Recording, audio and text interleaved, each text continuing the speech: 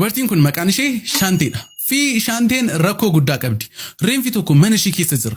Wanta kana immoo poolisoonni akka baranii barbaaddu. Kanaaf reenfa kana garta eegeessuu qabdi.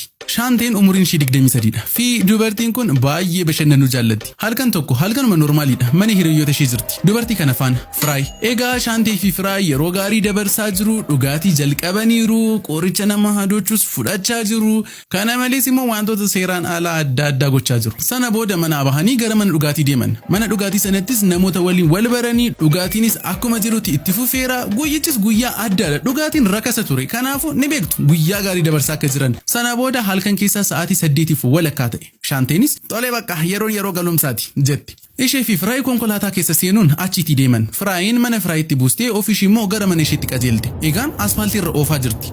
Kanuma gidduutti wanta ta'e konkolaataa ishee rukute. Ni iyyite baay'ees burjaajofti. Foxoqaan fuullee konkolaataa ishee bakka hundaatti faca'e. Tole qoy iddoo kanatti isiniin dhaaba. Otoo kutaa kana hin ilaaliin dura waa'ee namicha kanaa haasa'uu qabna.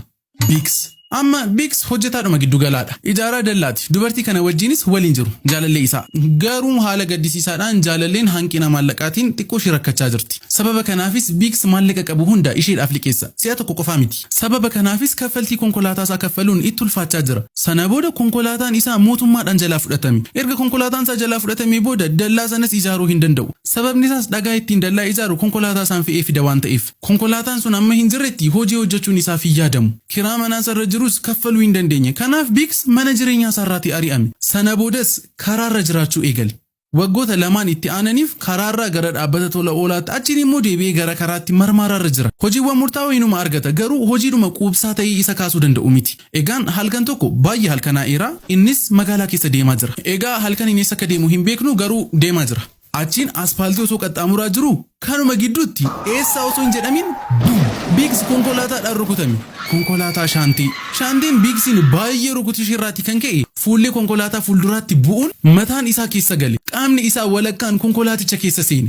Mataa fi gateettiin isaa konkolaataa keessa jiru fi miilli isaa immoo diida jira.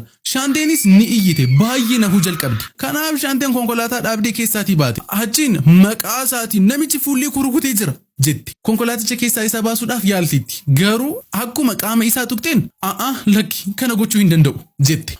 Gara konkolaataa isheetti deebitee oofuu jalqabdi. Qaama namicha konkolaataa isheetti rakkatee jiru duukaa. Amma iddoo kanatti Shaanteen wanta namni hundumtuu gochuun irra jiraatu namicha fuutee gara hospitaalaatti hin geessine. Lakki bakka isaa naannoo maayilii tokko oofte gara mana jireenyaa isheetti. Konkolaaticha mana ishee keessa dhaabdee boo'aa jirti. Sababni isaas ni beektu eenyutu hin boo'u. Kunis egaa yerootti isheen nama aaduu dhageessedha.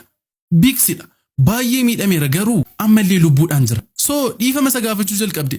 Maaloo dhiifama naaf godhi akka tasaadha. Wanta akkasii jettee. Erga yeroo 1000 dhiifama isa gaafattee boodas callistee achi keessatti isa dhiistee gara mana isheetti deebite. Boodarra akka halkanaa'e gara bakkeetti baate. Biksiin ilaaluuf. Irra deddeebiteeti isa ilaalti. Garuu yeroo deddeebitu hunda qaama isaa hin tuqxu yookiin isan gargaartu. Callistee dhiifama gaafatti. Wanti nama ajaa'ibu immoo kunooti. Shaanteen waanuma dhugaatii dhugdeef nama callisee miti. Shaanteen gargaartuu narsii taatee hojjetti. Kanaaf ni beekti maal gochuu akka qabdu. Gargaarsa isaaf kennuuf ogummaa isaa ni qabdi. Garuu gargaaruudhumaaf fedhii dhabde malee. Isa dhiisteetu gara Firaayitti bilbila bilbilte. Boo'aa hollachaa akka isheen dhuftu itti hima. Firaayis battalumaan dhufte. Intalaan maal taateetudha jedhe. Shaanteenis wanta uumame hunda itti himte. Gara konkolaatichaattis ishee geessuudhaan namicha qaamni walakkaan isaa konkolaataatti rakkatee jiru itti agarsiiste. Yeroo kana Firaay naasuudhaan gogdee hafte. Achis ni deemte. Beekamaadha. Shaanteenis wajjumaan deemte. Lamaanuu mana Firaay keessa bulan. Biksiin manuma Shaanteetti dhiisanii ganama satti aanutti Shaanteen konkolaataa Firaay ergifachuun hiriyaa ishee waliin wal argite. Namicha kana Kiliit. Sababni isaas Kiliit dhiyoo mana hidhaatii gadhiifame. Shaanteen immoo inni na gargaaruu danda'a jettee yaaddi. Kanaaf Shaanteen Kiliitiin gara mana isheetti geessuun konkolaataa mana ishee jiru itti agarsiiste. Yeroo kanatti immoo haala gaddisiisaadhaan Biks lubbuun isaa darbeera. Mana yaalaa yeroodhaan waan hin geeffamneef haala gaddisiisaadhaan ni du'e. Kiliit achitti qaama walakkaa konkolaataatti rakkate sana argee gogee hafe. Garuu gaarummaan isaa Kiliit akkamittiin akka gargaaruu qabu ni beeka. Dafee karoora baafate. Gara wasiila isaatti bilbile. Maqaa isaa Wasiila jennaan. Amma sadan isaanii Shaantee, Kiliitii fi Wasiilli karoora baafatan. Qaama namichaa uffata ammaranii konkolaataa Kiliit keessa galchuun amma dukkanaa'utti eeganii naannoo daqiiqaa 5 gara paarkii naannoo isaaniitti argamu tokkotti oofan. Qaama Biks achitti gatanii uffata ittiin maran fudhatanii deeman. Guyyaa itti aanutti namoonni lama dhaabbata baraartuu ibiddaa tokkotti gorani. Paarkii kana keessa turree fi qaama namaa waan argine nutti fakkaata ittiin jedhan. Dhaabbatichis gara poolisiitti bilbilan. Poolisiinis ni dhufan. fi achittis qaama namichaa argan. Poolisonnis battaluma waan kana qorachuu jalqaban garuu haala gaddisiisaadhaan homaayyuu hin qaban. Namni wanta tokko arge hin jiru, namni waa beekus hin jiru. Just qaamuma kara deemaa tokko paarkii keessatti argatan. Yeroodhuma kanatti Shaanteen gara jireenya ishee sirriitti deebi'uuf yaalaa jirti. Garuu haala gaddisiisaadhaan itti ulfaachaa jira. Baay'ee dhiphatti, baay'ee sirifatti, nan qabamaa laata jettee yaaddofti. Garuu isa kana akka jirutti dhiisaati lubbuu namaa ajjeestee waan miliqxe fakkaata.